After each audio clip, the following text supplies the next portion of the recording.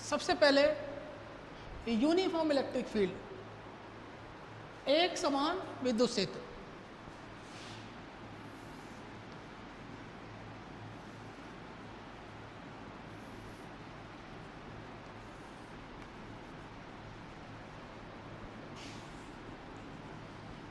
ये uniform electric field है, एक समान विद्युत क्षेत्र। ये जो आपका एरो बता रहा है, ये बता रहा है this is the direction of electric field, विद्युत क्षेत्र की दिशा, ई वेक्टर। अब आपको पता होगा कि विद्युत क्षेत्र की दिशा कहाँ होती है, प्लस से तो बाहर होती है और माइनस में अंदर होती है। प्लस में कहाँ होती है, बाहर, प्लस की वजह से कहाँ होती है, बाहर होती है, और माइनस में क्या होती है, इनवर्ड होती है। ठीक है भाई, ये यूनिफॉर्म इलेक्ट्रिक फील्ड हो गया। आप यहाँ भी बना सकते हो, आप यहाँ भी बना सकते हो, कोई दिक्कत वाली बात नहीं है। ये सब ई है। अब कह रहा है एक समान विद्युत क्षेत्र हो गया। किसको रखोगे, इसको विद्युत द्विध्रुव को रखोगे। किस में रखोगे, इसमें ही रखोगे। Torque on an electric dipole, electric dipole का मतलब रखना है अपन को एक प्लस क्यू और एक माइनस क्यू, दोनों के जो बीच का सेपरेशन है वो 2D होना चाहिए। तो मैंने एक पॉइंट ये चूज कर लिया, एक पॉइंट ये चूज कर लिया। यहाँ पे रखा मैंने किसको, प्लस क्यू को, और यहाँ रखा मैंने माइनस क्यू को। बात क्लियर है। अब देखो इस प्लस क्यू पर आपको मैंने बताया था कि this is a direction of electric field. Plus Q पर क्या होता है, इलेक्ट्रिक फील्ड की डायरेक्शन फोर्स लगता है F equal to Q into E, और जो माइनस क्यू होता है उस पर इलेक्ट्रिक फील्ड के अपोजिट फोर्स लगता है F equal to minus Q E. F equal to Q E, F equal to minus Q E. यहाँ माइनस जो है वो ये बता रहा है कि the direction of minus Q charge is opposite to plus Q charge. Simple सी बात है। मैं ये कह सकता हूँ कि यहाँ पर जो फोर्स की डायरेक्शन है माइनस क्यू चार्ज पर, वो इलेक्ट्रिक फील्ड के अपोजिट है। देखो, direction of force on charge minus Q is the direction of force is on the charge minus Q is opposite to the electric field. तो plus Q पर कहाँ लगेगा, इधर लगेगा, और माइनस क्यू पे कहाँ लगेगा, फोर्स ऐसे लगेगा। तो माइनस क्यू पे कितना लगेगा, F equal to minus Q E. अगर मैं यहाँ वेक्टर नहीं लिखता तो F equal to Q E अपन इसको लिख सकते थे, और यहाँ हो जाएगा F equal to Q E. तो दो फोर्स आ गए। ठीक है, अब दोनों के बीच की डिस्टेंस मेंशन कर देते हैं एक बार। कितनी होती है, 2D। एक एंगल बना लेते हैं, यहां बना लो, यहां बना लो, कहीं बना लो। तो कितने फोर्स हैं, दो फोर्स हैं। कहानी टॉर्क की आ गई। दोनों के बीच की डिस्टेंस परपेंडिकुलर, देखो एक फोर्स ये, एक फोर्स ये, दोनों के बीच की डिस्टेंस परपेंडिकुलर ये हो गई। यहां बनाया अपन ने एक एंगल, इसको अपन ने माना A पॉइंट, ये हो जाएगा B और ये हो गया C। जितना थीटा यहाँ होगा उतना यहाँ होगा, उतना यहाँ होगा, उतना यहाँ होगा, कोई दिक्कत वाली बात नहीं। डिस्टेंस 2D हो गई, A B C। Electric field लिया, इलेक्ट्रिक फील्ड में इसको रखा, रखने के बाद में क्या हुआ, एक प्लस क्यू चार्ज एक minus Q charge separated from distance 2D। The force on plus q charge in the direction of electric field, the force on charge minus q in the direction of opposite electric field. A perpendicular distance between two forces, एक force ऐसे लग रहा है, एक force ऐसे लग रहा है, दोनों के बीच की परपेंडिकुलर डिस्टेंस। थोड़ा सा याद करो, थोड़ी देर पहले मैंने आपको बताया था कि एक फोर्स ऐसे लग रहा है, एक फोर्स ऐसे लग रहा है, दोनों के बीच की परपेंडिकुलर डिस्टेंस ये हो जाती है r। याद करो, थोड़ी देर पहले बताया था। तो ये वही r है। शुरू करते हैं। टॉर्क का फॉर्मूला क्या था, आपको फाइनली क्या निकालना है, टॉर्क निकालना है। तो टॉर्क का फॉर्मूला क्या बताया था अभी थोड़ी देर पहले मैंने आपको। अगर आपको फॉर्मूला याद है तो अपन को इतनी दिक्कत नहीं आनी वाली बेटे। तो क्या देखा अपन ने, टॉर्क बल आगू, tau equal to R cross F। अपन यहाँ पर वेक्टर फॉर्म नहीं लेंगे पहली बात तो, टॉ इक्वल टू लेंगे अपन आर और एफ, और एफ क्या ले लेंगे अपन मैग्नीट्यूड। मतलब मैं कह सकता हूं बल आगुण बराबर बल अक्षों के मध्य की लंबवत दूरी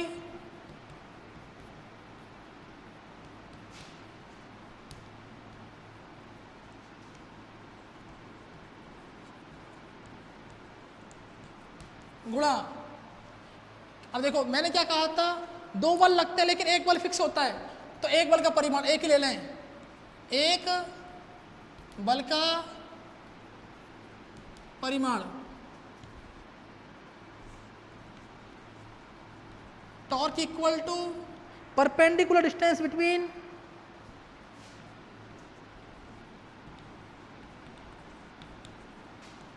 to force axis and magnitude of one force.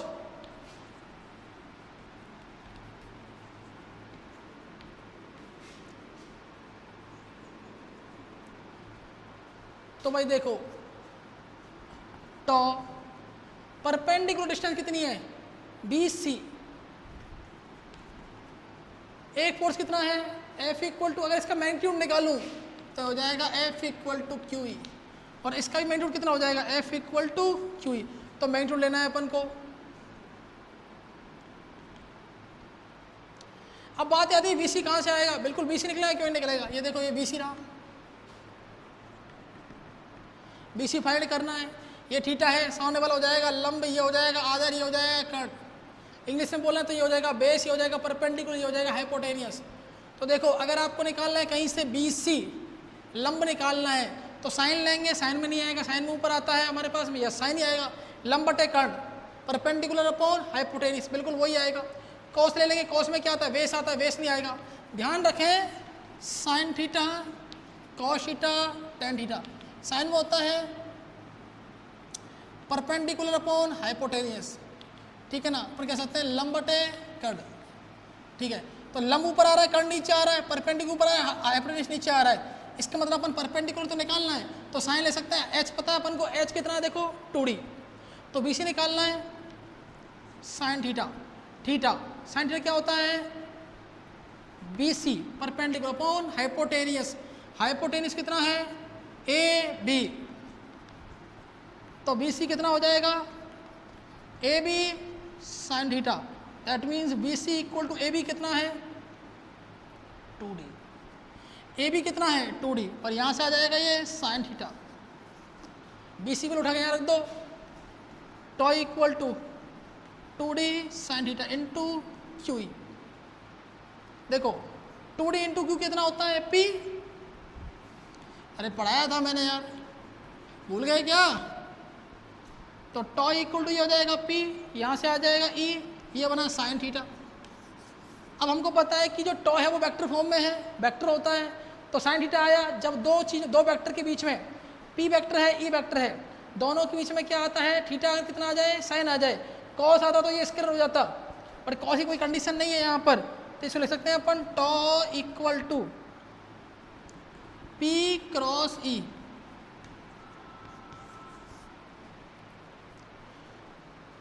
Formula हमारा ये आया है और ये हो गई इसकी वेक्टर फॉर्म। कौन सी फॉर्म आ गई इसकी, सदिश रूप हो गया। तो आई थिंक टॉपिक समझ में आया होगा आपको। इलेक्ट्रिक फील्ड लिया, टॉ का फॉर्मूला लगाया, डेफिनेशन इसको थोड़ा सा मैंने इसको फॉर्मूले में डाला, फॉर्मूले में डालने के बाद में टॉ इक्वल टू परपेंडिकुलर डिस्टेंस कितनी है BC, वही बता रहा हूँ बार बार मैं आपको, BC है परपेंडिकुलर डिस्टेंस। अच्छा क्यों ही यहाँ पर आ गया, सॉल्व किया, ये आ गया। अब इसमें एक क्वेश्चन बनता है, वो एक क्वेश्चन ये भी बनता है कि फोर्स कितना होगा। अगर मान लो एक यूनिफॉर्म इलेक्ट्रिक फील्ड में डाइपोल को रखें तो फोर्स कितना आएगा, तो मुझे बताओ F इक्वल टू, मैं बात करता हूँ, इस तरफ कितना लग रहा है प्लस क्यू ई, इधर कितना लग रहा है, दोनों को ऐड कर देते हैं भाई, प्लस माइनस क्यू ई, नेट फोर्स कितना हो गया 0। क्वेश्चन बहुत अच्छा बनता है कि net force on electric dipole in a uniform electric field कितना आता है 0, क्योंकि प्लस क्यू की वजह से माइनस क्यू की वजह से नेट फोर्स 0 होता है, और इसी नेट फोर्स जीरो की वजह से यहां पर दो एक मोशन नहीं होता, लीनियर मोशन, इसको कहें अपन रेखीय गति। रेखीय गति यहां पर नहीं होती, बिल्कुल नहीं होती। अगर मान लो ये इसके इक्वल नहीं होता, अगर ये से ज्यादा होता, बताया था मैंने आपको, याद हो तो 15 वाला 10 वाला केस, 15 वाले में क्या होता, 10 तो घुमा रहा है उसको और 5 कर रहा है उसको इधर लेकर जा रहा है। तो यहां पर ध्यान रखना, आपका लीनियर मोशन नहीं होगा, रेखीय गति नहीं होगी। कौन सी गति होगी आपकी, यहां पर रोटेशनल मोशन होगा। अब बात ये आती है कि टॉर्क क्यों क्रिएट होता है। सर आपने टॉर्क क्यों लगाया, टॉर्क कैसे आया, बिल्कुल सही सवाल है। टॉर्क कैसे आया, क्योंकि जो फोर्स लग रहा है ना, जो फोर्स लग रहा है इसके दो अलग अलग पॉइंट पे लग रहा है, एक ऊपर लग रहा है कि नीचे लग रहा है। देखो अगर मान लो ये फोर्स यहाँ लग रहा होता और एक फोर्स आपको कहाँ लग रहा होता, यहाँ लग रहा होता, तो यहाँ पर टॉर्क भी कितना हो जाता, 0 हो जाता, तो ये रोटेट ही नहीं करता। टॉर्क के लिए मैंने बताया था आपको दो फोर्स होने चाहिए। कितने फोर्स होने चाहिए, दो फोर्स होने चाहिए, अलग अलग पॉइंट पे लगने चाहिए, दोनों एक दूसरे के अपोजिट लगने चाहिए। तो यहाँ पर टॉर्क क्रिएट होता है, टॉर्क की वैल्यू होती है P sin theta, tau vector equal to P cross E vector.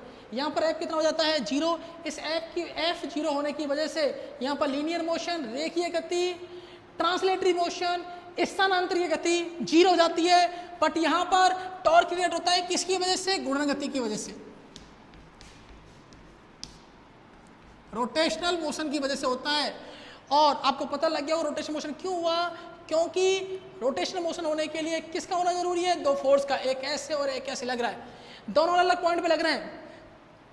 To forces are passing from a different line, दोनों अलग अलग डिफरेंट लाइन से गुजर रहे हैं। देखो भिन्न भिन्न रेखाओं से गुजर रहे हैं, एक यहाँ से गुजर रहा है, एक यहाँ से गुजर रहा है। अगर मान लो ये यहाँ से गुजरता तो यहाँ से कोई दिक्कत नहीं है, अगर ये यहाँ से गुजरता और ये यहाँ से गुजरता, इसके बीच की जो लाइन है वो अगर एक हो जाती तो मामला क्या हो जाता, गड़बड़ हो जाता, टॉर्क क्रिएट नहीं होता। ठीक है, अब बच्चों मेरी बात सुनो, हमारा ये टॉपिक कंप्लीट हो गया है। अब इस पर अपन न्यूमेरिकल करेंगे, आगे वाले पार्ट पर अपने 2 से 3 दिन न्यूमेरिकल चलेंगे, और न्यूमेरिकल बहुत जरूरी है इस चैप्टर में, ये टॉपिक बहुत इंपॉर्टेंट है, ये आगे भी काम आएगा। तो याद रखें टॉ इक्वल टू कितना आ जाए, P sin थीटा। अब एक चीज बता रहा हूं मैं आपको, देखो ये जो टॉ है, टॉ की बात करते हैं डायरेक्शन की, डायरेक्शन ऑफ टॉ। जो टॉ की डायरेक्शन है वो P और E के लंबवत है। The direction of tau is perpendicular to P vector and E vector, या अपन कहें P and E। The direction of torque is perpendicular dipole and electric field intensity. अब हमारे पास फॉर्मूला यह है tau equal to P cross A. अगर मैं करता हूं tau equal to E cross P,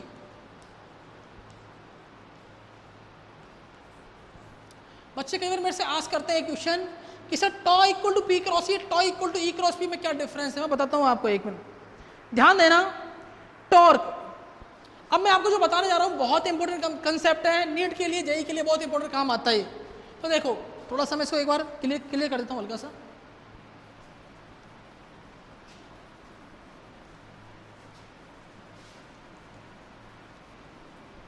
देखो मैं यहाँ पे tau is perpendicular to B vector and E vector, बहुत इंपॉर्टेंट है। जो टॉर्क है बल आघूर्ण है वो P और E के साथ में 90 डिग्री कोण बनाता है, दोनों के साथ में। दूसरी बात यहाँ लिखा है tau equal to P cross है, tau equal to E cross P, दोनों बहुत इंपॉर्टेंट है। आपने दो चीज पढ़ी होंगी, एक पढ़ा है आपने डॉट, एक पढ़ा है आपने क्रॉस। डॉट जो होता है वो आता है अंदर के लिए। अगर मान लो एक एरो मेरे पास आ रहा है, मेरी तरफ आ रहा है, तो मुझे ऐसा लगेगा कहाँ आ रहा है, ये अंदर की ओर आ रहा है, उसकी आगे वाली पिन देखेगी मुझे, तो ये होता है इनसाइड, सॉरी बाहर आ रहा है, ये होता है आउटसाइड के लिए, और ये होता है इनसाइड के लिए। मैंने 11 में बताया, वेक्टर जब पढ़ाते हैं तब बताते हैं आपको, बाहर के लिए, अंदर के लिए। जब तीर अंदर घुसता है तो उसको कौन सा हिस्सा आपको दिखाई देता है, ये वाला क्रॉस वाला, और जब तीर आ रहा होता है बाहर कहीं से आ रहा है ऐसे, तो कौन सा दिखेगा आपको, ये वाला, तो आउटसाइड वाला और इनसाइड वाला। अब देखो टॉ इक्वल टू P क्रॉस है, फ्लेमिंग के स्क्रू रूल से या राइट हैंड थंब रूल से इसको यूज कर सकते हैं अपन। इसको पढ़ते हैं पहले अपन, tau equal to P cross है। देखो ये आपकी पाम है, हथेली है, और ये आपकी फिंगर है, और ये आपका थंब है। तो पहले ये वाला पढ़ लेते हैं, या ये वाला कोई सा पढ़ो, चलो ये कर लेते हैं। पी पर रखो आपकी पाम, रख दी। अब कहाँ जाना है अपन को? पी से ई पर जाना है। थंब कहाँ है देखो एक बार, अंदर। तो जब पी क्रॉस ई होता है तो टॉर्क की डायरेक्शन कहाँ होती है? इनसाइड। और इनसाइड क्या काम में लेते हैं? क्रॉस। बात समझ में आई? जो पहले आया उस पर रखो पाम अपनी, ये पाम ही है बेटा एक तरह से। इसको ऐसे नहीं रखोगे यार, बहुत लंबा एंगल हो जाता है, लंबा एंगल अपन मेंशन नहीं करते। अब रखते हैं पहले ई के ऊपर, फिर कहाँ जाते हैं? P. This is A P, this is A E, this is A P minus Q to plus Q, minus Q to plus Q P, direction of electric field E. अब ई पर रखा, पर कहाँ जाओगे आप? पी पर जाओगे। थंब कहाँ आएगा आपका? बाहर आएगा। थंब कहाँ आएगा? बाहर आएगा। तो याद रखना जब ई क्रॉस पी करोगे तो क्या आएगा? डॉट आता है बाहर, और ये कहाँ आता है? अंदर की ओर। इसलिए दोनों में डिफरेंस हो जाता है। क्या पी क्रॉस ई इक्वल होगा ई क्रॉस पी के? नहीं होगा। पी क्रॉस ई कभी भी ई क्रॉस पी के इक्वल नहीं हो सकता। आज के टॉपिक हमारे यही खत्म करते हैं। पढ़ाई करते रहे, ध्यान रखें, न्यूमेरिकल सारे करने हैं आपको। वीडियो को लाइक करना और चैनल को सब्सक्राइब जरूर करना। फिर मिलेंगे आपसे। Okay bye.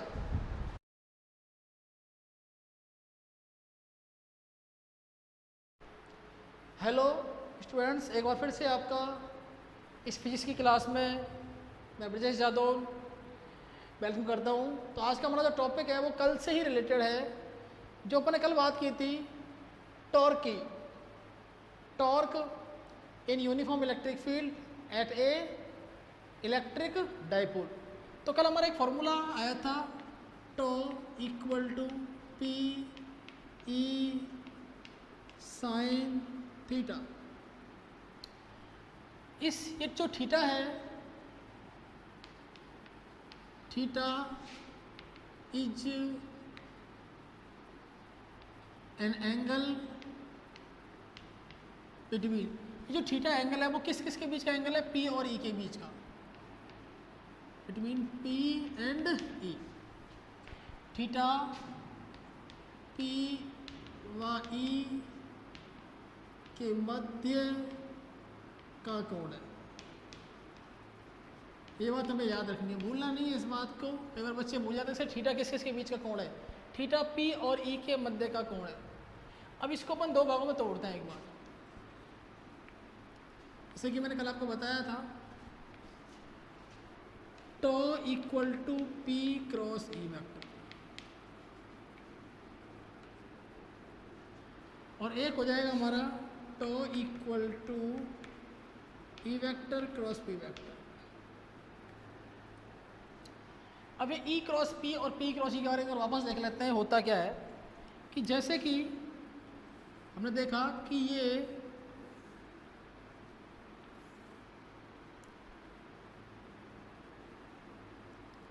यहाँ हमने रखा एक चार्ज प्लस क्यू और यहाँ रखा माइनस क्यू। इस प्लस क्यू पर इलेक्ट्रिक फील्ड की डायरेक्शन में फोर्स लगेगा F equal to Q E, और इस माइनस चार्ज पर इलेक्ट्रिक फील्ड की डायरेक्शन ये वाली है, और इसके अपोजिट में फोर्स लगेगा इसके ऊपर, तो ये हो जाएगा F equal to minus Q E. Last class में मैंने डिस्कस किया था इसके बारे में कि here F direction of force is opposite to the direction of electric field. Here direction of force in the direction of electric field. अब बात ये आप देख रहे हो minus Q to plus Q, this is a direction of electric dipole movement. Electric dipole movement की direction होती है माइनस से प्लस क्यू, और इसको मैंने नाम दिया था आपको याद हो तो 2D।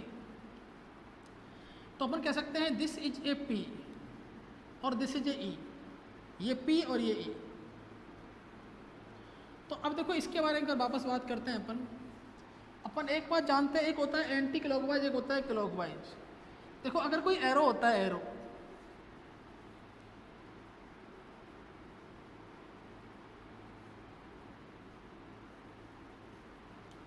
कोई एरो, जैसे मैं खड़ा हूं तो एरो मेरी तरफ आ रहा है, तो मैं क्या देख रहा हूं कि एरो का मुझे कौन सा वाला भाग दिखाई देगा? सोचो आप, एरो का जो आगे वाला पार्ट है, आगे वाली जो नोक है उसकी जो नोब है वो मुझे दिखाई देगी, ठीक है ना। तो आप मुझे बताओ कि वो अंदर आ रहा है या बाहर आ रहा है, कैसे पता लगेगा? तो वो कहीं से बाहर ही आ रहा होगा, कहीं से एक एरो बाहर आ रहा है। तो जब भी अपन को नोब दिखती है, ये जो नोब दिखती है, मतलब हम बात करते हैं डॉट की। किसकी बात करते हैं? डॉट की, ठीक है ना। तो डॉट में क्या होता है? बाहर के लिए आता है। किसके लिए आता है? बाहर के लिए आता है, आउटवर्ड। चलो ठीक है, मान लिया एक एरो ऐसे आया, आते हुए इस बोर्ड में ऐसे घुस गया, बोर्ड में ऐसे जाएगा एरो, तो अब कौन सा वाला भाग दिखाई देगा एरो का? बोर्ड में जो एरो था वो घुस गया आधा, अब आपको कौन सा वाला पार्ट दिखाई देगा? पीछे वाला। और पीछे वाला कैसा होता है? एज ए क्रॉस होता है।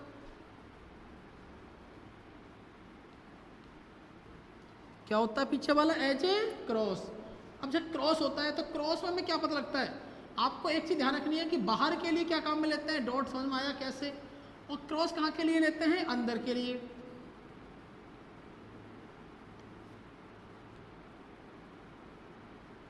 इनवर्ड कह सकते हैं, इनसाइड कह सकते हैं, आउटसाइड कह सकते हैं इसको। तो बच्चों यहाँ तक की बात हमारी क्लियर होती है। अब इसी पर चलते हैं अपन एक बार, तो इन दोनों फॉर्मूलों को एक बार अपन वापस क्लियर लेते हैं। तो देखो अपन क्या करते हैं, मैंने मान लिया ये हमारे पास एक डाइपोल है, माइनस क्यू प्लस क्यू, और ये इलेक्ट्रिक फील्ड है। अब आप देखो हम कहाँ से कहाँ जाना चाहते हैं। यहाँ देखो ये लिखा हुआ है P to E, मतलब P से गए अपन E पर, और यहाँ लिखा हुआ है E to P। ये दोनों फॉर्मूले अलग अलग है, एक ही फॉर्मूला नहीं है, इसमें डायरेक्शन का बहुत बड़ा रोल होता है, ध्यान देना। तो ये हमारे पास P रखा हुआ है। अब ये जो P है, आप अपना राइट हैंड लें, राइट हैंड, ठीक है ना। आपको लग रहा होगा मेरा लेफ्ट हैंड है, राइट हैंड है। सबसे पहले अपन क्या करना है, अपने पास दो चीज़ है, एक P और एक E और P।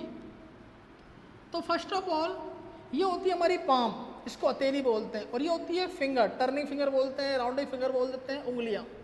तो मैं क्या करना है कि हमारी जो हथेली है वो कहाँ रखोगे? पहले वाले पार्ट पे रखोगे।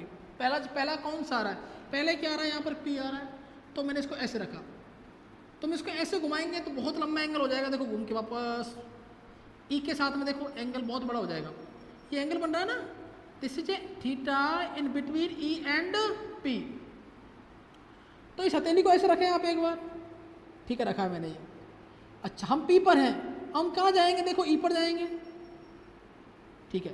तो तीन चीज हमारे पास में, this is A P, this is A E। Palm जो है वो P बता रहा है, जो राउंड फिंगर है वो बता रही है आपको E। Direction of electric field, direction of dipole.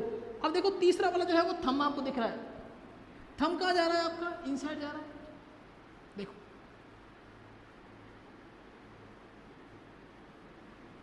ऐसे ऐसे, थंब कहाँ गया आपका? इनसाइड। तो जो टॉर्क की डायरेक्शन है वो कहाँ होगी? पता लगा कहाँ होगी? इनसाइड होगी। ओके, अच्छा इनसाइड को ऊपर किसे लिखते हैं? क्रॉस से। तीसरी जरूरी बात, क्लॉकवाइज एंटी क्लॉकवाइज। देखो ये देखो,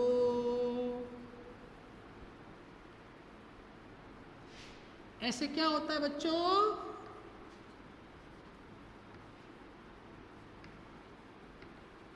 क्लॉकवाइज, दायाव्रत या दक्षिणाव्रत। तो कैसा हुआ? क्लॉकवाइज।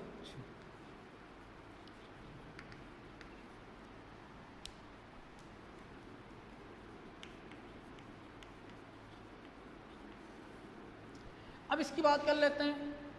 सर ये तो हो गया, अब इसको देखते हैं। इससे पहले कौन आ रहा है? E आ रहा है। तो यहाँ टॉर्क की डायरेक्शन आपको निकालनी है। क्वेश्चन में सवाल आ सकता है कि E क्रॉस P के अंदर, E vector cross P vector के अंदर, इसके दौरान during this press process what is the direction of torque? Torque की डायरेक्शन क्या होगी? अंदर होगी, बाहर होगी? एक नंबर का सवाल अच्छा बन सकता है। तो देखो वापस चलते हैं, हथेली कहाँ रखोगे आप? E पर, और कहाँ जाओगे आप? P की तरफ। टॉर्क कहाँ बन रहा है आपका? बाहर। सोचो एक बार, E पी, पी कहाँ है आपका, इधर ही है ना, ये पी देखो, पहले ऐसे गए थे अब ऐसे आएंगे, पहले ऐसे गए तो थंब कहाँ आ रहा था, अंदर, ये जो थंब है वो बताएगा आपको डायरेक्शन ऑफ टॉर्क। अब कहाँ जा रहा है देखो, एक बार बाहर आ रहा है, तो ये कहाँ के लिए बता रहा है, सोचो कहाँ जा रहा है, बाहर आ रहा है।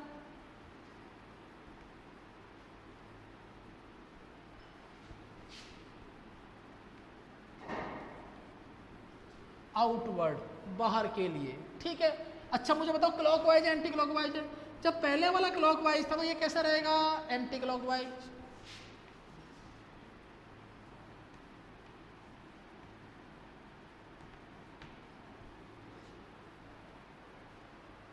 तो ये पूरा आपको समझ में आ गया होगा आई थिंक कि tau equal to P cross E, tau equal to E cross P, ये हमारा पूरा फंडा है। अब अच्छा मुझे बताओ आउटवर्ड के लिए क्या आता है, डॉट आता है। ये बात समझ में आ गई आपको, ये चीज़ आपके बार बार काम आएंगी।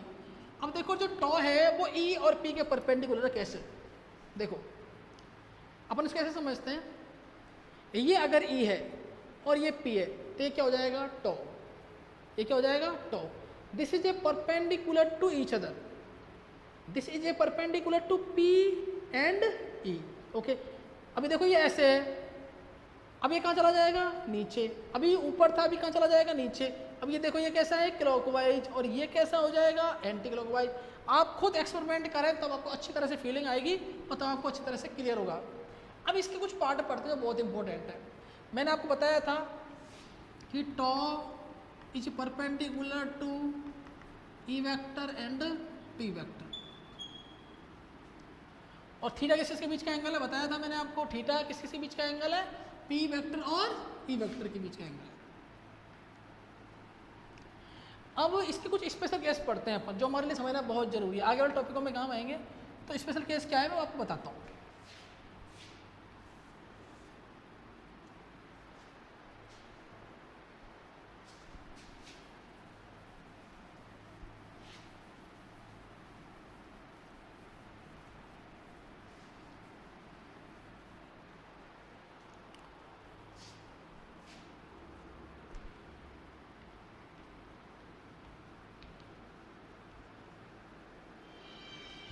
स्पेशल केस का मतलब है विशेष स्थिति।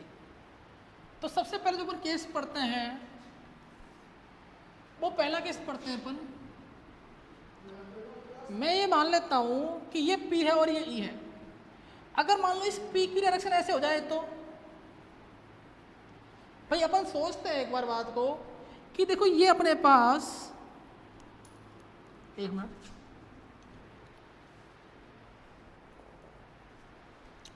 ये मान लो अपने पास माइनस क्यू, ये अपने पास प्लस क्यू।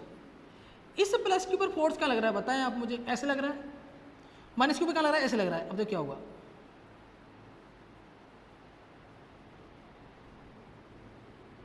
ये घूमते घूमते यहाँ आ जाएगी, मतलब प्लस यहाँ आ जाएगा और माइनस यहाँ आ जाएगा। इतनी बात क्लियर हो गई आपको।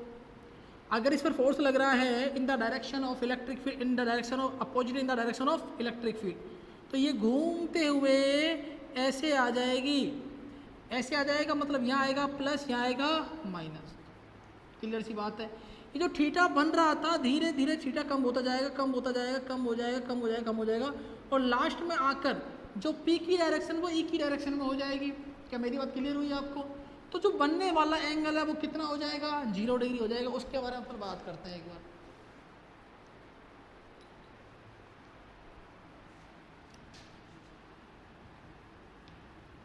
पी वेक्टर व ई वेक्टर के मध्य थीटा बराबर कितना हो, 0 degree.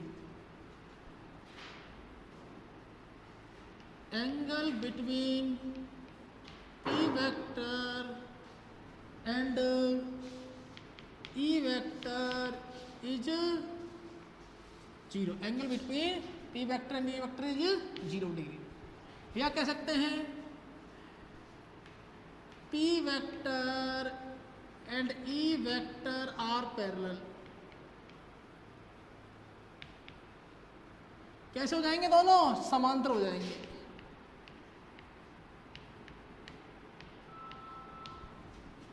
P P vector E vector कैसे हो जाएंगे, समांतर हो जाएंगे। चलो ठीक है, पढ़ते हैं इसको। तो इसके लिए अपन एक डायग्राम बनाते हैं। अगर मान लो ये आपके पास इलेक्ट्रिक फील्ड की डायरेक्शन है, ठीक है, और यहाँ पर अगर मान लो अपने पास प्लस क्यू आ गया और यहाँ क्या आ गया, माइनस क्यू, तो डायरेक्शन ऑफ इलेक्ट्रिक फील्ड क्या होगा बताओ मुझे। ये हो गया, पी की डायरेक्शन कैसे हो जाएगी, ऐसे हो जाएगी। तो जिस डायरेक्शन में पी है उसी डायरेक्शन में क्या है, ई। सोचो, देखो ऐसे तो कर रहा था मैं भी आपके सामने, इसको ऐसे घुमा के ऐसे लेकर आ रहा था। तो थीटा कितना है यहाँ पर, 0। तो टॉ इक्वल टू क्या पढ़ा अपन ने, पी ई साइन थीटा। बात को ध्यान रखना, पी ई की दिशा में है, P along the direction of E, P विद्युत क्षेत्र ई के अनुदिश है। कुछ भी लिख सकते हैं, सारी चीज़ें आपको याद रखनी है, बार बार मैं नहीं बताने वाला आपको। Tau equal to P sine theta. ये थीटा इक्वल टू कितना है, थीटा इक्वल टू कितना है, 0 डिग्री। ओके, तो साइन थीटा कितना हो जाएगा, साइन थीटा कितना हो जाएगा, 0, क्योंकि साइन 0 की वैल्यू कितनी होती है, कितनी होती है, 0 होगी। तो यहाँ पर आते हैं टॉ इक्वल टू पी 0। तो टॉ इक्वल टू कितना मिलेगा हमें, 0। जब टॉ इक्वल टू हमें 0 मिला है प्यारे बच्चों, तो टॉ को लिख सकते हैं अपन मिनिमम।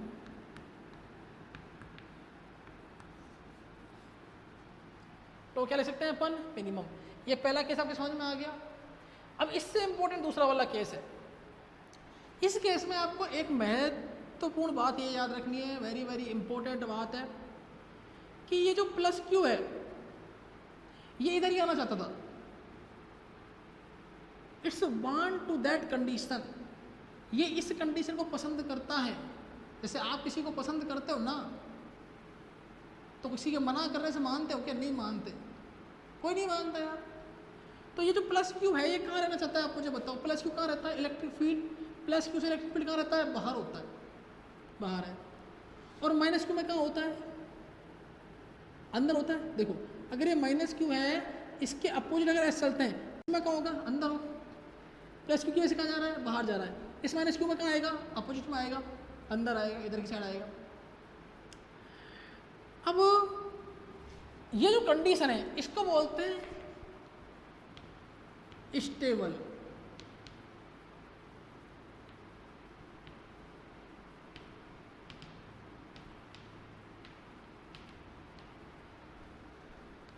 इसको बोलते हैं स्थिर साम्यावस्था।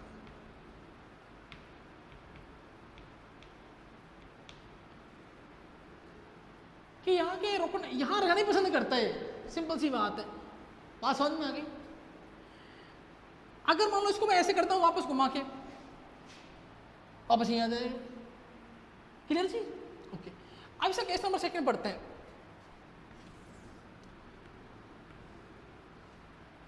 केस नंबर सेकंड क्या वो देखते हैं एक बार। यहाँ थीटा 0 था। अगर अपन बात करते हैं पी वेक्टर व ई वेक्टर के मध्य थीटा बराबर कितना हो, 90 degree. The angle between P vector and E vector is 90 degree. Angle between P vector and E vector is 90 degree.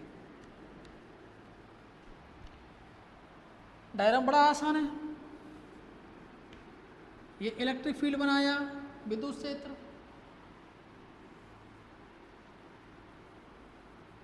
Minus Q plus Q, clear है। डायरेक्शन ऑफ पी, थीटा कितना बना, 90 degree. अब मुझे बताओ formula क्या होता है। Formula हमारे पास होता है बच्चों, tau equal to P E sine theta. होगा नहीं होगा। अब देखो यहाँ पर थीटा कितना है हमारे पास में, 90 डिग्री।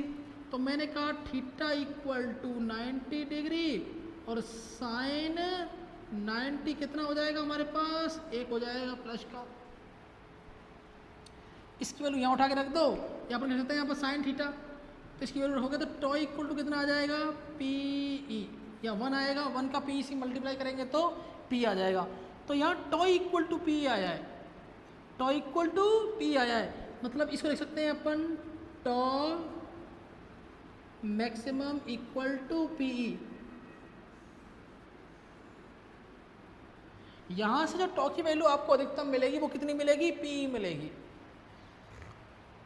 अब इसको अपन क्या बोल सकते हैं, इसको ना तो अपन बोल सकते हैं स्थिर साम्यावस्था, ना इसको अस्थिर साम्यावस्था बोल सकते हैं, दैट मीन्स अनस्टेबल इक्विलिब्रियम भी नहीं बोल सकते, क्योंकि इसको तो अपन घुमा के लेके गए हैं यहाँ पर। अगर यहाँ छोड़ेंगे वापस यहीं आ जाएगा। दोनों के समझ में आए, टॉ इक्वल टू 0, इसको बोलते हैं 0 को सबसे कम होता है इसलिए इसको बोलते हैं मिनिमम। टॉ न्यूनतम, टॉ न्यूनतम इक्वल टू 0, टॉ मैक्सिमम बराबर P E, tau maximum equal to P E, tau अधिकतम बराबर पीई। ओके, अब चलते हैं केस नंबर 3 पर। केस नंबर 3 क्या कहता है वो एक बार देखते हैं।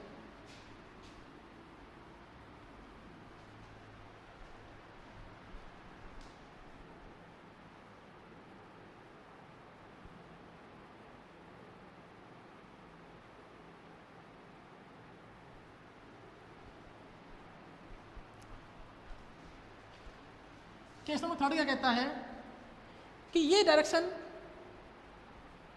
सेम डायरेक्शन हो गई, 0 हो गया, यहाँ हो गया 90, अब लेते हैं 180। यदि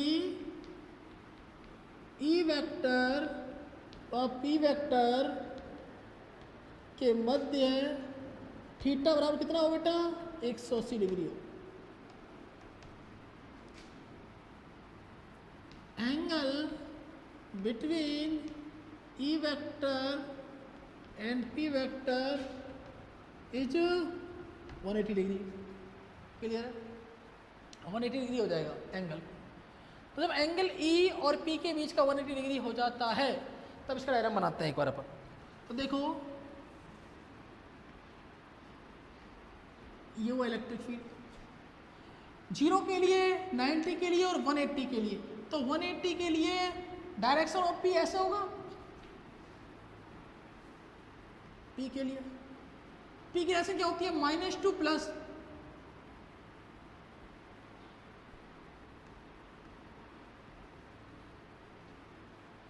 सिंपल सी बात है। तो यहां देखो, this is a direction of E, this is a direction of P, this is a direction of E, this is a direction of P. Angle कितना हुआ, 180। तब बल आघूर्ण टॉर्क कितना होगा, टॉर्क कितना होगा बताओ मुझे। टॉ इक्वल टू फॉर्मूला लगाओ, पी ई साइन थीटा, आपस वही थीटा कितना है 180, साइन 180 कितना होता है, 0 होता है, साइन 0 पर 0 होता है, साइन 90 पर कितना होता है 1 होता है, और साइन 180 में कितना होता है 0। तो साइन थीटा इक्वल टू कितना हो जाएगा 0। तो यहाँ रख देते हैं वैल्यू, ये पूरा 0 हो जाएगा, तो टॉ कितना हो गया 0। तो दोनों कंडीशन देखो एक बार, यहाँ भी 0 है, यहाँ भी 0 है, लेकिन इन दोनों में डिफरेंस है। ये जो आप देख रहे हो इसको बोलते हैं स्थिर साम्यावस्था। क्या बोलते हैं, स्थिर साम्यावस्था। और थीटा इक्वल टू 180 पर tau equal to P E sine 180 degree, ये जो आप कंडीशन आपके सामने दिख रही है, इसमें जो कंडीशन है इसको बोलते हैं अनस्टेबल।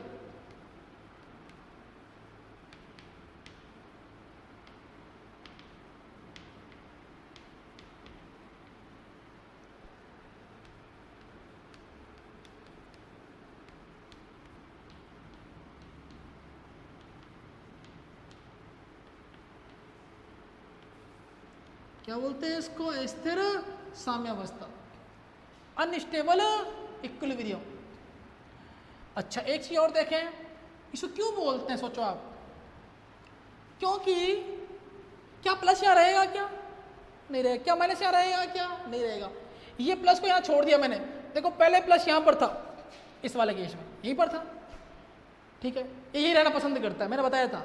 ओके, इसलिए पसंद करता है, इसलिए इसको बोलते हैं स्थिर साम्यावस्था। इसको ऊपर लेके गए 90 डिग्री, कोई दिक्कत नहीं है क्योंकि यहाँ पर कुछ ना कुछ टर्म मिलता है मैक्सिमम। इसको वापस कहाँ लेके गए अपन, यहाँ पर लेके गए, तो क्या मुझे बताओ प्लस क्यू यहाँ रहेगा क्या, क्योंकि प्लस क्यू इलेक्ट्रिक फील्ड के डायरेक्शन में होता है और माइनस क्यू क्या होता है इलेक्ट्रिक फील्ड के अपोजिट होता है, तो प्लस क्यू कहाँ चला जाएगा, घूम के वापस यहीं आ जाएगा, और माइनस कहाँ जाएगा, वापस घूम के यहाँ आ जाएगा। देखो स्थिर का मतलब जो स्थिति पसंद करता है, और अस्थिर का मतलब होता है जो स्थिति पसंद नहीं करता, अस्थिर साम्यावस्था, अनस्टेबल इक्विलिब्रियम। तो ये हमारा क्लियर हुआ। अब एक चीज और देखो, जो कि टॉ की डायरेक्शन हमारी बुक में दी हुई है, tau equal to P cross ई। अगर ये टॉ की डायरेक्शन है, ये ई की डायरेक्शन है, ये डायरेक्शन हो जाएगी आपकी पी की डायरेक्शन, ये क्या बन जाएगा, थीटा। ऐसे भी बना हुआ है। एक तरीका और इसका बनाने का, अगर मान लो यहां पी हो जाए,